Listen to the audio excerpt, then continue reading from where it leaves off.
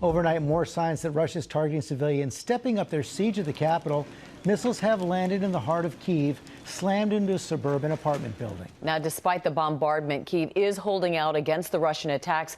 Ukrainian President Zelensky releasing a new message telling his people to stand strong and fight. All this as Zelensky gears up to address Congress and the American people tomorrow. We have team coverage this morning. Our senior foreign correspondent, Ian Pannell, starts us off with the latest on the ground in Kyiv. Good morning, Ian. Yeah, good morning, Michael. I just want to show you the scene of one of those Russian strikes this morning here in the heart of the city. You can hear the sound of the alarms from the buildings that suffered some of the blast damage. You can see the debris on the ground there.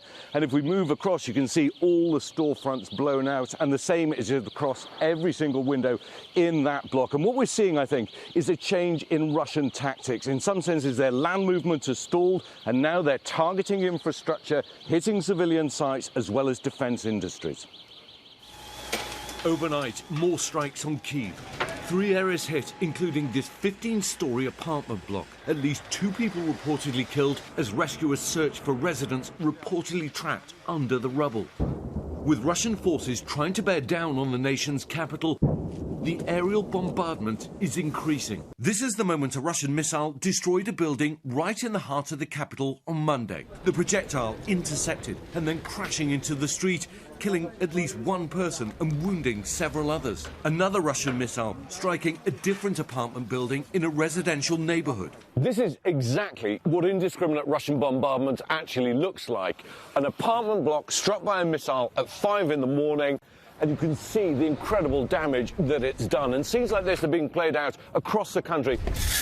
Most of the residents are left with little more than the clothes on their backs. Tatiana and her 1-year-old baby were in bed when the missile struck. She says, I saw a huge fireball flying towards us. I grabbed the baby and ran. The Russian advance has been stalled for days in most parts of the country, but the bombardment has only increased.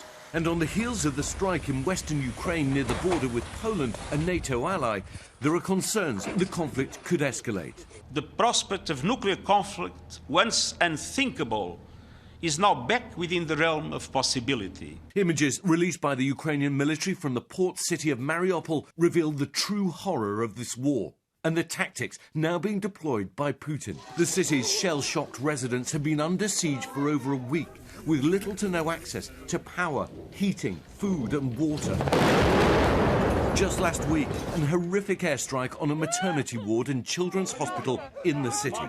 A pregnant woman and her unborn child, rescued from the debris, have now died, according to the local authorities, who say that more than 2,300 people have been killed in the city since the Russian invasion began. Millions have now fled the fighting, but the journey to safety is long and arduous. Victor Akendo is with the refugees just arriving in Poland. These tents outside of the main train station in Krakow are now operating 24 hours a day. Some have food and shelter. This one is packed with donations. You've got cribs and strollers.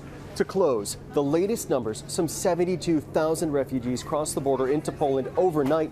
The total here now approaching 2 million. Ukraine's President Zelensky addressing his nation once again, saying we need to stand strong and fight in order to win and reach the peace Ukrainians deserve. And in Russia, despite the clampdown on dissent, some are resisting. This young woman interrupts a state TV broadcast with a sign saying stop the war. Don't believe propaganda, they're lying to you. The broadcaster cutting the feed, and like other protesters, the woman now arrested. Well, scenes like this are now playing out across the country in a campaign really designed to try and instill terror and weaken Ukrainian resolve. But that's not happening at the moment. Incredibly, this morning, 3 European Union leaders are coming here to Kyiv in the middle of the war zone to meet with President Zelensky. Meanwhile, we've got those negotiations ongoing, the second stage of this 4th round, amid cautious, tentative signs of perhaps some optimism to try and end all of this.